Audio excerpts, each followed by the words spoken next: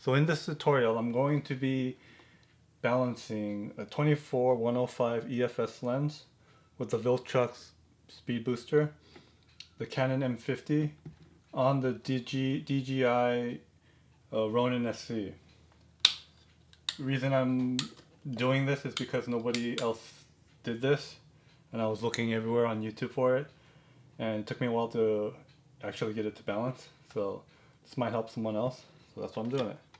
First thing you need to do, take the lens hood off. I can't balance it with the lens hood. I'll show you in a minute why.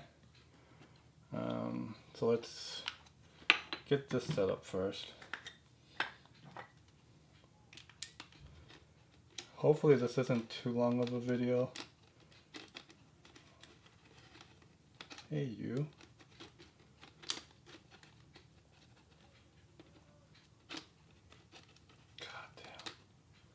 How am I supposed to do this if I have this much pressure?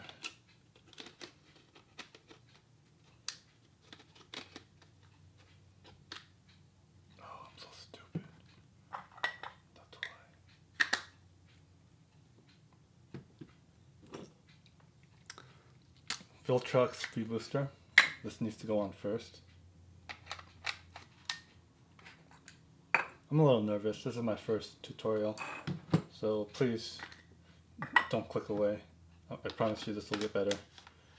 Okay, so we got the 24-105 EFS lens, the Viltrox, and the M50. Okay, first thing I need to do is put the riser on.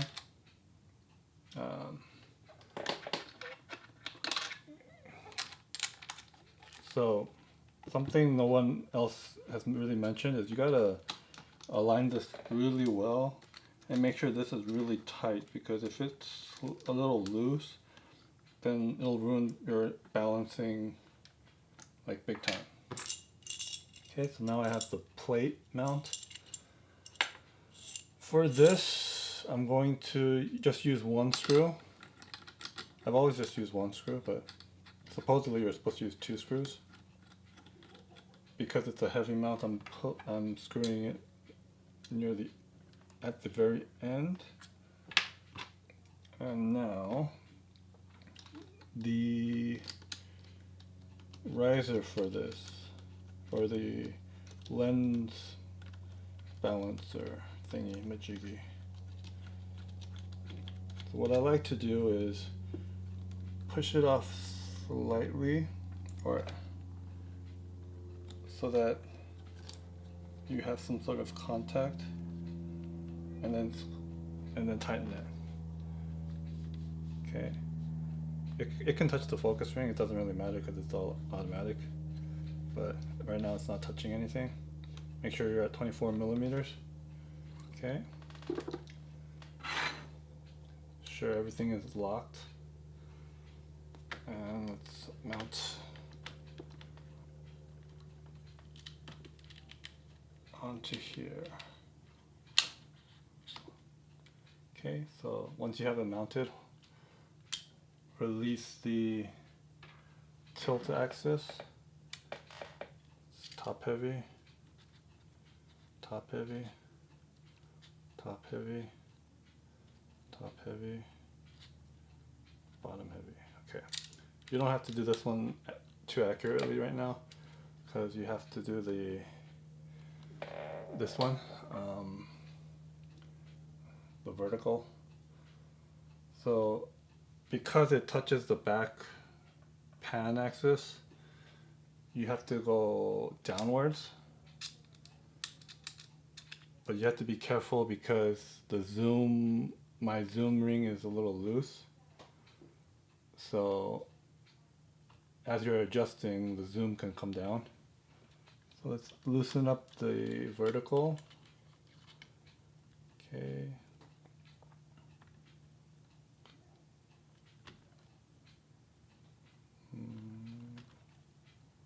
Too much.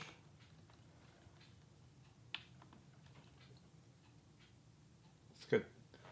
So let's tighten that one up.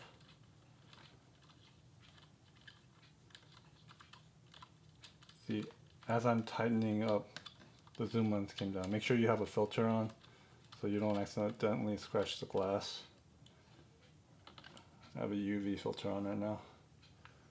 So if you go back now, this is unbalanced, so let's micro adjust this now that the vertical axis is set. The reason the first time you don't really focus too much is because anyways, once the vertical is set, you have to readjust. You just want a base to work with. So close.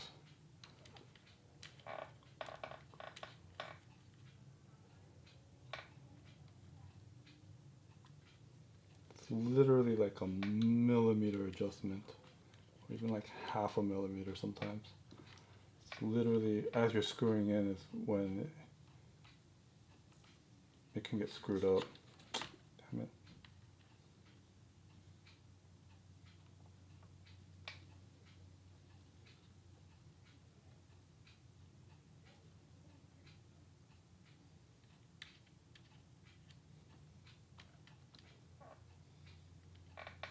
Okay, good.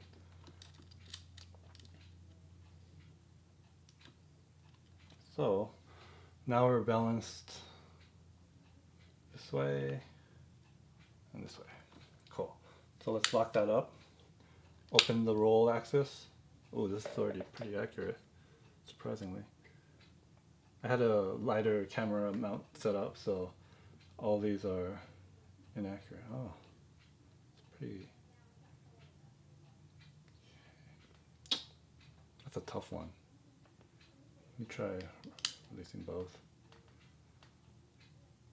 Yeah, I'm just gonna keep it as is. Okay, so let's lock both those up. Go onto the pan axis. In my opinion, this is the hardest one for me. So you lift, keep it at a 40. See how the camera moves. So bring it back and do micro adjustments. Objective is for the camera not to move. See how it moved even faster? So go the opposite direction with the micro adjustment. Oh, it's still going.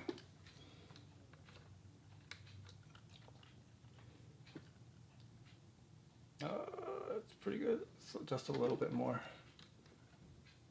Okay. That looks good. That looks good. Okay, so let's release all. That was pretty fast, I'm not gonna lie. The roll is slightly off. Okay, I'm gonna fix that. Okay, so let's lock everything but the roll.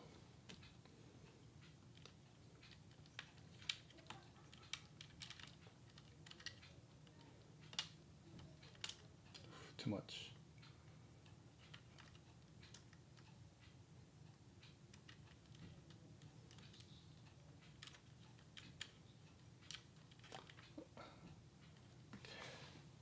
Too much.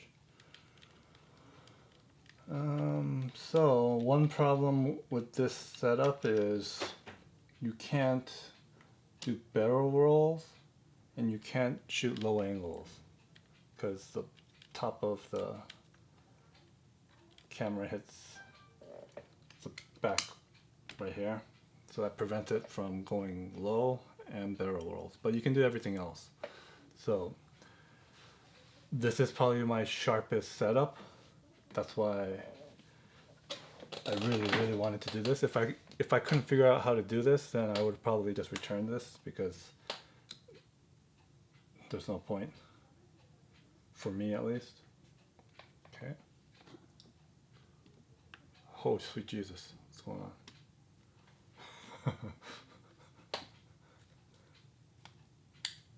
Let's lock these up. Okay, the pan is good. Okay. So here's another thing. What are you doing? Okay, the balance is off again. It's a little top heavy.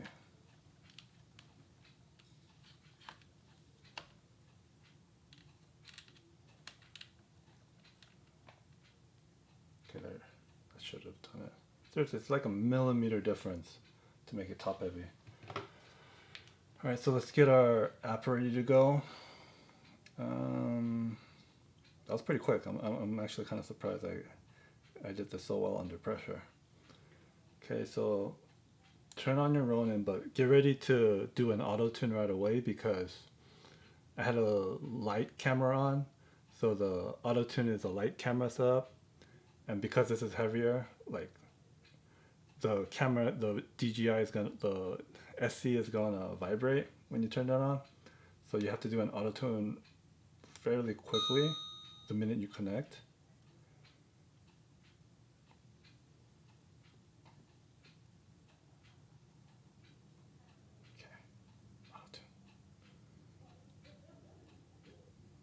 Cool.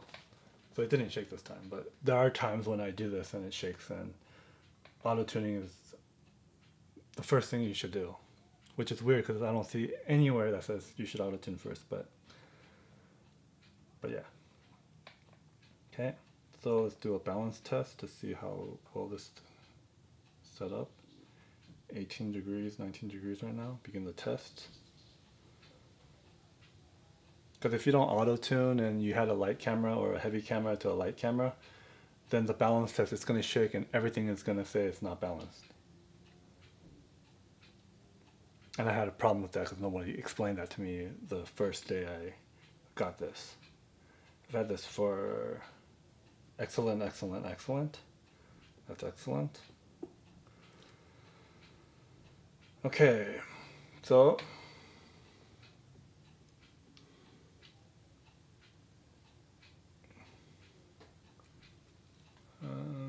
hold the trigger down. So I'll show you what the flaw is right there. I can't go beyond this, so I can't go flip it to do a barrel roll or to get a low angle shot, but everything else I can do. And for this level of sharpness, it might be, to me at least, it's worthwhile to have this setup, if that makes any sense. So now that it all works, lock everything back in place. Give you some specs on this if you're curious. This is at 0.1 for the plate, 0.8 for this plate, 2.5 for the vertical, and the pan is at 1.8. Okay.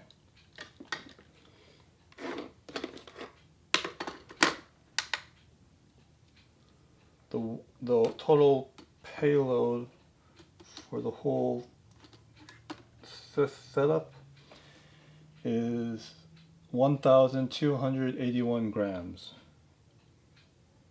So I have another, what is that, 720 grams-ish that I can add on to this. So that's almost perfect for when you want to do a auto tracking and you have to put the camera mount on and in your camera. It comes out close to 1,800 grams. And this is the rest of the video. I hope you learned something. Leave a like, comment if you have any questions on this setup. I've tried to cheat to do a barrel roll and shoot low angle. I don't recommend it because I've had the motor shake pretty badly and it's really not worth it. Just be glad you can do this on this setup and get gimbal shots besides the barrel roll and the low angle.